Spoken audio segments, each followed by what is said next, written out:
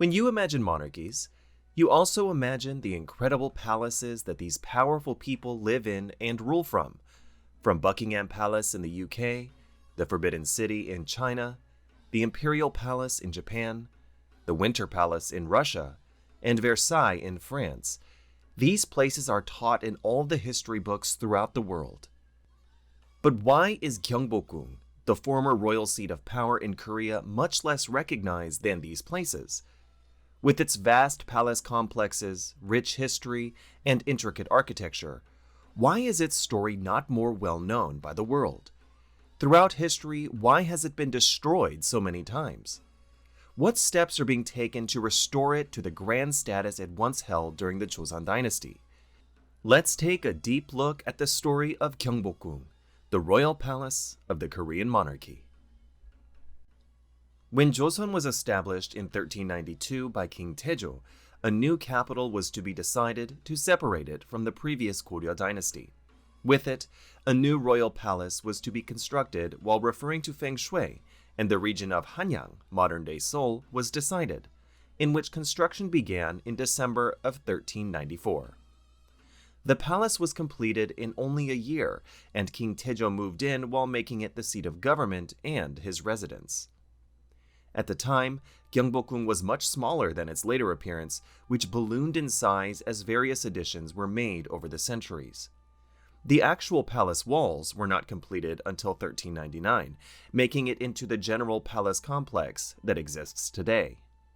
In 1398, only 3 years after the completion of Gyeongbokgung, a succession crisis occurred between the sons of King Sejong that uprooted the monarchy and caused the abandonment of Gyeongbokgung and Seoul as the capital in an event known as the First Strife of Princes.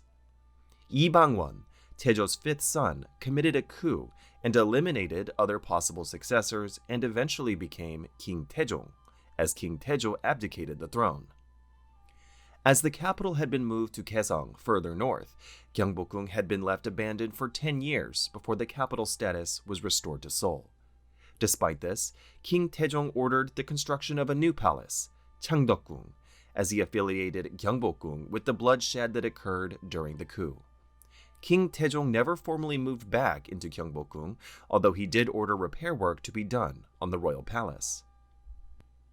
Gyeongbokgung wasn't used as the official royal residence until the death of King Sejong and the rise of his son, the legendary King Sejong. King Sejong formally made Gyeongbokgung both the main seat of government of Joseon as well as the former royal residence.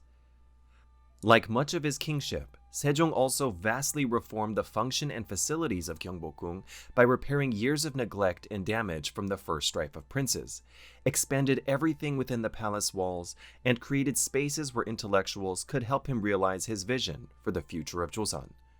One important step was to separate the inner court for royal family life, known as Naejeon, and the outer court for politics and government officials, known as Waejo. This was done to keep politics separate from royal family influence as to prevent the queen or other royal families from influencing decisions reserved for that of the king, a lesson learned from the Goryeo dynasty that preceded Joseon. It was done to cement the king's authority and to preserve the cosmic hierarchy of authority, to which the queen and women in general were not included. Thanks to this, the outer courts could speak freely without influence of the royal inner court, which would cause huge rifts in opinion when decision-making.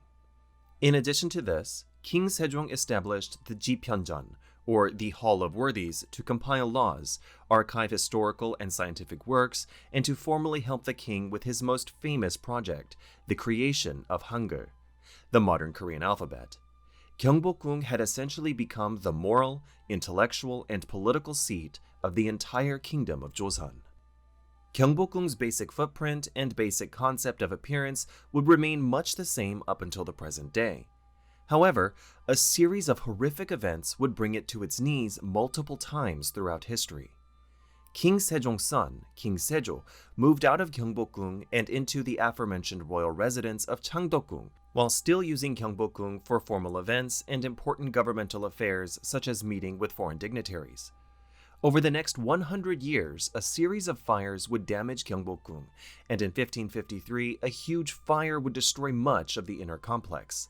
Only the throne room of Gyeongbokgung would remain standing, with many royal artifacts, texts, records, and seals all lost to the fire.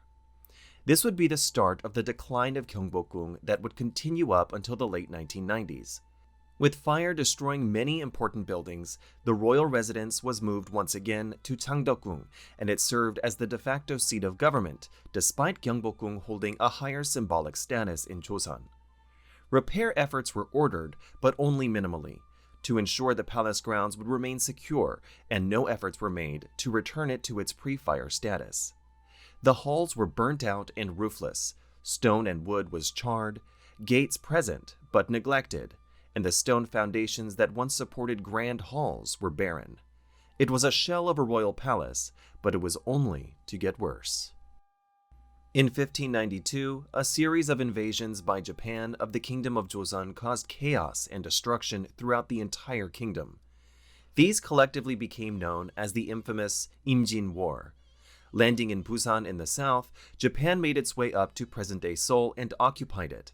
King Sejong abandoned Gyeongbokgung and Seoul in an effort to save himself, permanently scarring Joseon's reputation.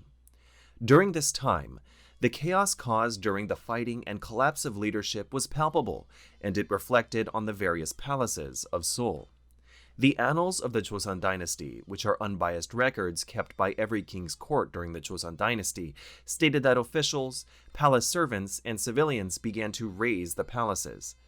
This was done in the fog of chaos in an effort to not let the Japanese occupy the seat of power by Japan and to destroy palace records.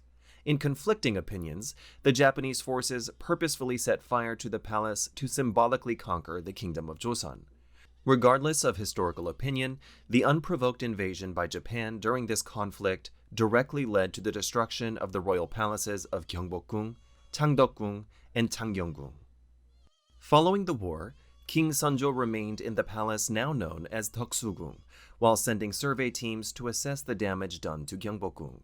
Deemed to be too expensive and taking into mind the crippled war-torn economy of Joseon at the time, emphasis was placed on rebuilding the royal residence of Changdeokgung instead, as Gyeongbokgung fell into disrepair and ruin. Sejong's successor, Gwanghae-gun, rebuilt the palaces of Changdeokgung and Changgyeonggung, and also built several other palaces. This led to Gyeongbokgung being completely abandoned by the monarchy, with guards placed on the premises to avoid looting. For the next 270 years, Gyeongbokgung sat lifeless and ruined, with contemporary accounts stating only stone foundations and steps remained, while nature reclaimed it and wildlife began to thrive on the grounds of the former royal palace. In 1865, during the reign of King Sejong, his regent at the time, Queen Sejong, finally ordered for Gyeongbokgung to be reconstructed. Its cost and difficulty proved controversial to the people of Joseon, but it was deemed necessary and efforts began. In order to gather building materials, it was taken from several non-essential buildings throughout the city. Funding was done through volunteer efforts, in particular by aristocrats, though it is believed many were coerced or promised perks in the Joseon government. In the time Gyeongbokgung had been abandoned, many dwellings were raised right at the palace walls, and all of these, 4,502 in total, were demolished, and the people affected were compensated generously. The construction was to be a recreation of the palace in its heyday hundreds of years before, and the project proved massive. During its reconstruction, as many as 35,000 volunteer craftsmen could be found working on the project. It was finally complete enough that King Sejong moved into Gyeongbokgung in 1868, 3 years after reconstruction had been ordered. However, fire proved to be a major issue as several had wrecked parts of the palace and forced King Sejong to relocate several times. Despite all of this, King Sejong formally returned in 1884. The first electric light was installed in 1887, and reconstruction was formally completed in 1888. King Sejong both lived and conducted governmental duties from Gyeongbokgung through a series of tragic events until 1896, which would be the last time a monarch would ever live in the palace. During this time, the royal family still inhabited Gyeongbokgung, but efforts by King Sejong and Queen Myeongsong caused the Japanese government to become wary of the royal family. Fearing the influence Queen Myeongsong wielded, Pro-Japanese Korean collaborators planned an assassination of the queen at Gyeongbokgung late at night. She and several of her servants were murdered at the Okuru Pavilion, and the pro-Japanese collaborators ransacked and looted parts of the palace before leaving. Hearing of his wife's murder, King Sejong fled Gyeongbokgung to the Russian legation while sorting out the situation with his government. Rather than return to Gyeongbokgung, King Sejong saw fit to inhabit Deoksugung, as he feared for both his own safety and was scarred by the fact that his wife was murdered in Gyeongbokgung. He ordered facilities to be built at Deoksugung using materials from many of the buildings at Gyeongbokgung. During this time, King Sejong dissolved Joseon and established the Korean Empire in its place and ruled from Deoksugung, and Gyeongbokgung fell into disrepair. He didn't inhabit the massive palace, but he did rituals and occasional royal duties there and ordered that it remained maintained during his reign as emperor. In 1905, Japan exerted even more influence on the government, and Sejong was unable to order repair to Gyeongbokgung without the approval of the Japan Resident General of Korea, further pushing Gyeongbokgung onto the back burner. Emperor Sejong was eventually forced to abdicate the throne, giving way for his son Emperor Sunjong, which led to even more disservice to the once grand Royal Korean Palace. In 1907, before the annexation of Korea, Japan took extensive control of Korea and made Gyeongbokgung into a public park, which opened the royal palace to the general public for the first time. During this period, the gradual destruction of the palace under Japanese control began as close to 300 rooms were reappropriated or destroyed. During this time, administrative control of the palace was placed into the hands of pro-Japanese Korean officials, who quickly began to offer up swatches of the palace up to auction, ultimately placing a total of 4,000 rooms, or 2/3 of the palace, to the highest bidder. In 1910, Japan officially annexed Korea, and the fate of the palace was placed in jeopardy again. The colonial period proved to be immensely damaging to Gyeongbokgung, with it being almost completely destroyed once again. The Japanese colonial government moved to destroy the east wing of the palace, which symbolically cut the head from the Korean monarchy. The east wing was traditionally where the crown prince would prepare to be king. Many buildings were also being bought by wealthy Japanese and moved to other parts of Seoul, or in the case of the crown prince's study, Jasondang, disassembled and moved to Japan for personal use. Perhaps some of the biggest damage done to Gyeongbokgung occurred with the decision to host the Chosen Industrial Exhibition on the grounds of the palace. To accommodate the event, massive portions of the palace were destroyed to build new exhibition spaces. The exhibition closed in 1915, and the next phase of colonial destruction was planned. The famous Gwanghwamun, or Southern Main Gate, was disassembled and moved to another location to make way for the construction of the massive Government General of Chosen building. It was to be used for administrative duties of the colonial government and was purposely built in front of Kunjeongjeon, or Royal Throne Room. In a symbolic manner, the complete obstruction of the royal chamber by a Japanese administrative building marked the complete control of Joseon as a colony.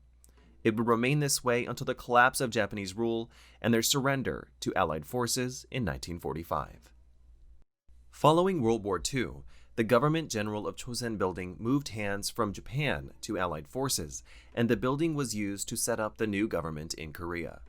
In the aftermath of the war, Gyeongbokgung received minimal repair and conservation work by the office of the former royal family and later the Gyeongbokgung Palace Management Office, as efforts were made to set up national infrastructure. The final devastating blow was made during the Korean War from 1950 to 1953.